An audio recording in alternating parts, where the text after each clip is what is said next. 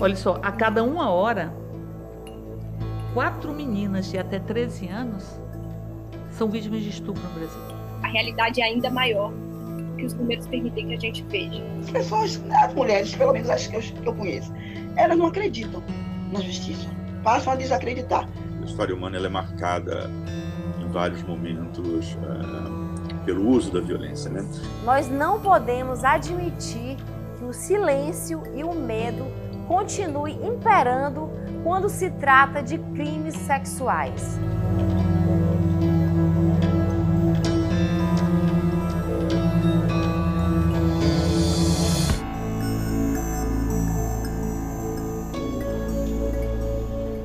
É difícil para mim falar sobre isso, mas é uma situação porque eu notei há 40 anos atrás, porque eu tenho 50 anos de idade, 54 anos de idade, então há 40 anos atrás eu sofri violência doméstica.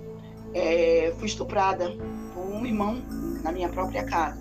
Só que naquela época não tinha a lei do ECA, não tinha a lei Maria da Penha, e não tinha aquela... Eu tinha que ter a assinatura de minha mãe, e ela não assinou, devido à situação de esse filho ser um dos mais velhos, e nós somos não muito pobres, mas a situação melhorou um pouquinho, porque não formam mais. Naquela época a gente catava osso, ferro velho, trabalhava, e minha mãe só tinha esses filhos mais velhos com uma condição dela poder ter alimento em casa. Então ela optava por denunciar e me apoiar, ou então fingir que não estava vendo.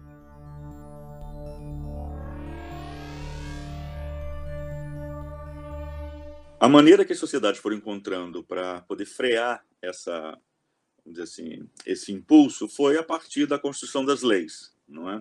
Quer dizer, mesmo em Roma, a gente já encontrava uma penalização em relação à questão desses crimes ilícitos, né?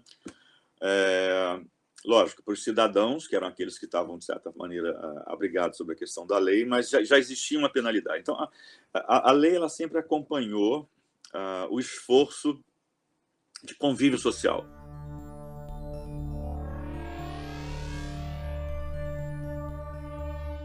Tivemos avanços significativos na luta contra a violência sexual nas últimas décadas, seja no que se refere à legislação que vem sendo aprimorada ao longo dos anos, seja em relação à mobilização da sociedade.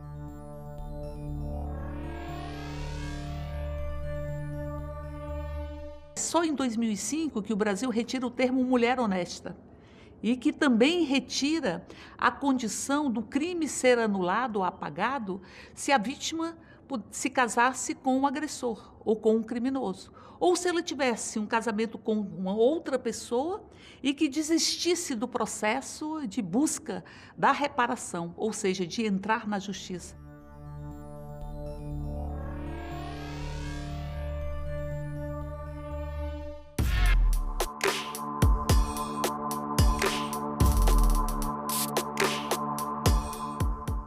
Então, a gente vê uma série de demandas sendo construída por organizações de mulheres, coletivos de mulheres organizadas, mas também a partir da mobilização nas redes sociais, a criação das hashtags de militância, de reivindicação.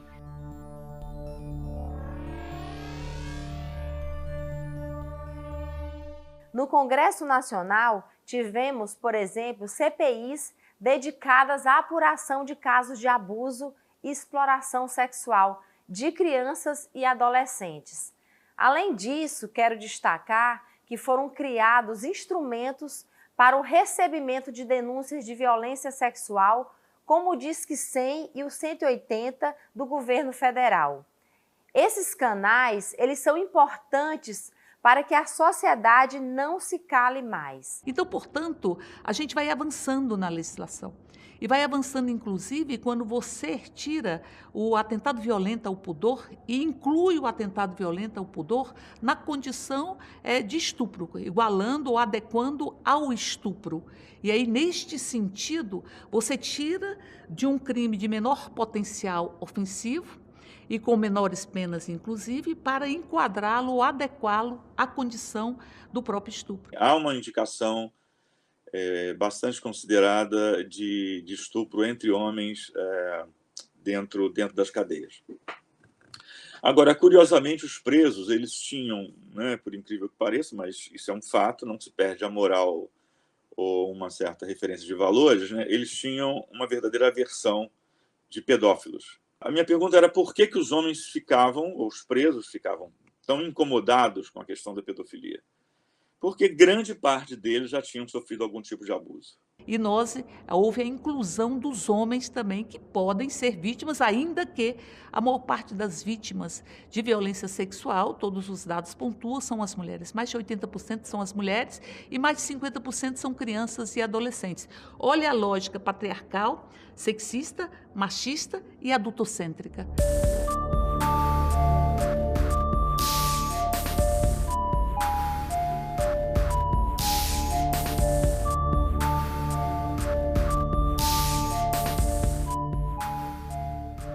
A importunação sexual é que praticar atos libidinosos para satisfazer sua própria lascívia, enfim, isso significa o apalpar, o beijar, o roçar. Então, importunação sexual era considerado uma contravenção.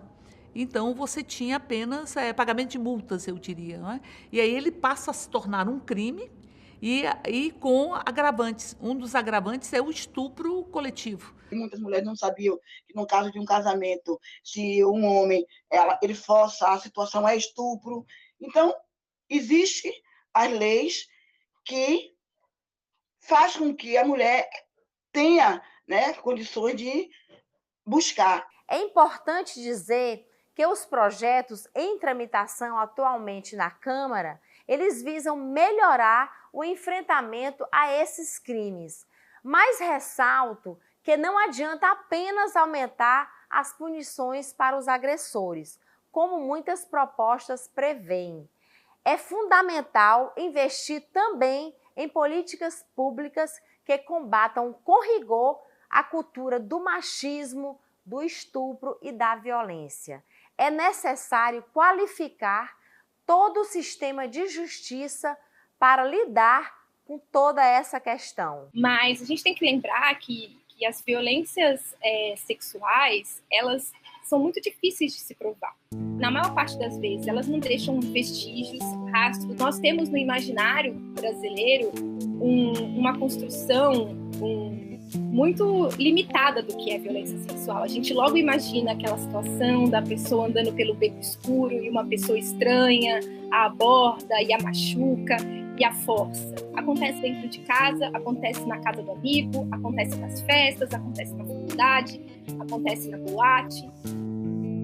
Muitas pessoas sequer percebem que adotam comportamentos machistas e violentos no seu dia a dia. E aqui eu quero destacar que essa violência não é só física. As mulheres, elas têm que conviver muitas vezes com atos de violência, discriminação e preconceito que são velados. Isso acontece nas mais variadas dimensões, no trabalho, em casa, nas redes sociais e também na rua. Se você for olhar situações de violência proporcionalmente no início do século XX e hoje, os homens continuam majoritariamente envolvidos com isso. Mas veja bem, isso nunca foi um objeto de interesse público, né? Não é a sociedade só brasileira, mas nenhuma sociedade no mundo, como se as pessoas aceitassem naturalmente que isso é o que é, mas não é bem assim. Os caras dizem, as mulheres andam quase nuas, então elas ficam expostas à violência. Não, a questão não é que as mulheres andam nuas, né? A história não é essa. A história é que esse objeto evoca naquele sujeito, né, algum elemento que não tem absolutamente a ver com a nudez da mulher. Entendeu? São duas coisas diametralmente opostas. E aí comecei a idealizar o grupo para acolher essas mulheres. Muitas se sentiam inseguras de ir sozinha até devido à questão do acolhimento, como elas estavam sendo acolhidas, muitas vezes a situação da reprodução do sistema machista patriarcal está ali dentro, entre mulheres, policiais, como quer que seja, então oprimia mais ainda. Elas acabavam se sentindo mais ainda oprimidas. Então eu fiz essa rede de mulheres, com agentes, com mulheres da comunidade, com mulheres que vêm de fora, com mulheres de rede de mulheres, para acolher essas que estavam sendo assistidas, ou outras que chegaram até saber do grupo e via. E aí, muitas antes mesmo de ADEAN, procura a ONG Mulher por Mulher para que a gente acompanhe elas até lá. Na minha opinião, o que afasta as vítimas de registrarem ocorrência é o tratamento que elas recebem, muitas vezes das autoridades policiais que deveriam acolhê-las, ouvir seus relatos sem julgamentos ou preconceitos e encaminhar essas denúncias para que sejam apuradas rigorosamente. O que precisamos mudar é essa cultura de total inversão de valores, em que a vítima acaba sendo culpada apenas pelo fato de ser mulher. Antes, o que se tinha para crimes sexuais ou crimes contra a dignidade sexual eram ações públicas condicionadas. Você podia fazer o registro e não necessariamente ele se tornar uma investigação, um processo. Agora, desde o final de 2018, que é quando essas modificações são adotadas, toda denúncia, todo registro de crime contra a dignidade sexual se torna uma investigação, se torna um procedimento dentro do sistema de justiça, independente da vontade da vítima.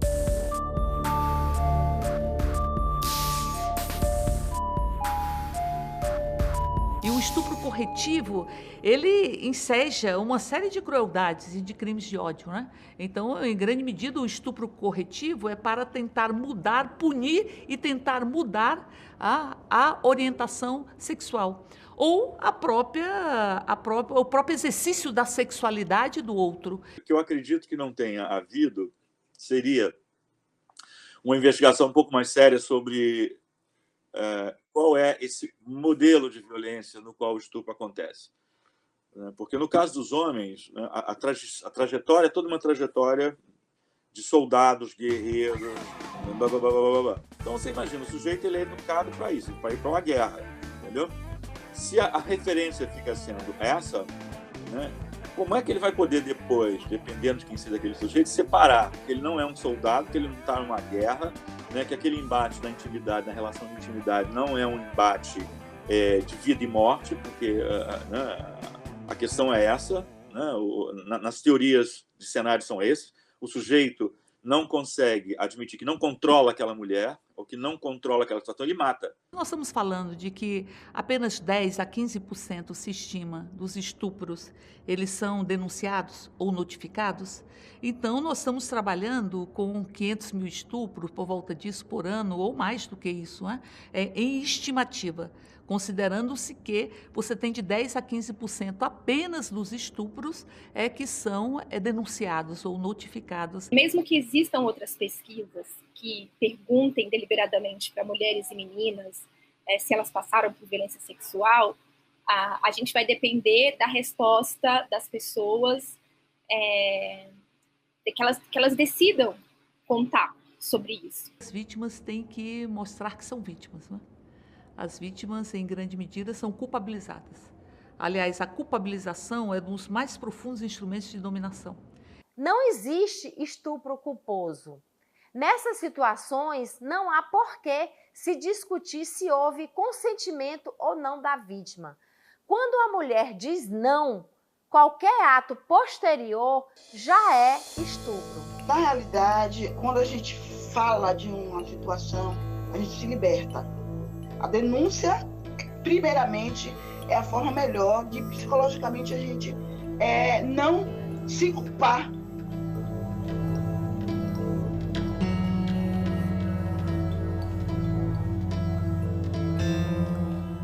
Então, as mobilizações que acontecem na internet, elas se unem a um processo social mais amplo que vem descortinando uma série de situações de violações que eram tratadas como naturais ou como desimportantes, algo de menor importância frente a outros tipos de violações a direitos.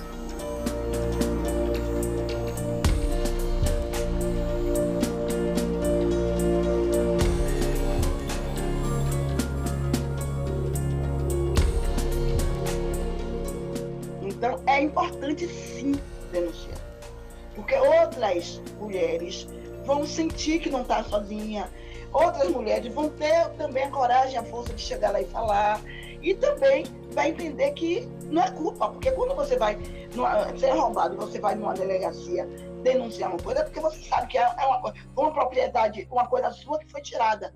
Então, também nessa situação, no caso de estupro, se a pessoa acontece aquilo com ela e ela não tem culpa, ela tem que ir lá e buscar justiça para resolver. Agora, a questão é que se os homens forem cada vez mais sendo banalizados, né, do ponto de vista de desqualificados, do ponto de vista de simbolicamente não ter valor, homem não presta, isso aumenta a cultura do estupro. Na realidade, o sistema patriarcal machista, ele é muito duro e nocivo para homens e mulheres, porque muitas vezes é uma questão de... É um sistema, é uma educação. Eles foram educados numa situação de achar que a mulher é a propriedade dele. Então, ainda existe aquilo, você é minha mulher, você tem que ceder. Você é minha mulher, você tem que fazer. E não é isso. Esse lugar do inimigo é um lugar que recria toda essa cena, né, que a gente for olhando ao longo da história. Tem o amigo e o inimigo. Então, o amigo é que pensa igual a mim, é o soldado que está do meu lado tem a mesma arma. Então, se a sociedade for uma sociedade bélica, não bélica do ponto de vista de armas, mas bélica do ponto de vista da palavra, e achar que tudo se resolve na palavra, né, ela vai estar promovendo essa cultura, certamente. Infelizmente, podemos dizer que sim, que existe uma cultura de estupro no nosso país.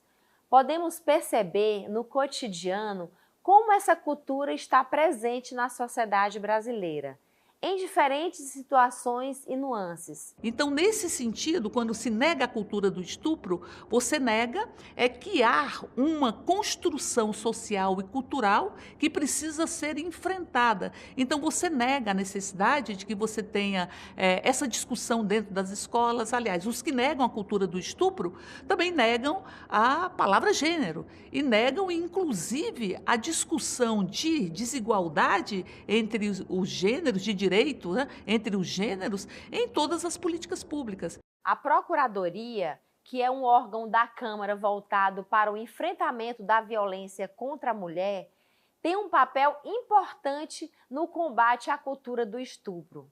A nossa atuação, ela se dá em várias frentes, encaminhando denúncias de violência contra a mulher para os órgãos competentes, lutando pela aprovação de projetos no parlamento e também trabalhando pela instalação de procuradorias da mulher nos estados e municípios. Nós mulheres precisamos muito uma apoiar a outra, não reproduzir esse sistema patriarcal machista, procurar sempre olhar a outra com empatia, sempre ajudar uma a outra e acolher, não deixar nenhuma aí para DEAN ou para qualquer outro órgão de justiça sozinha.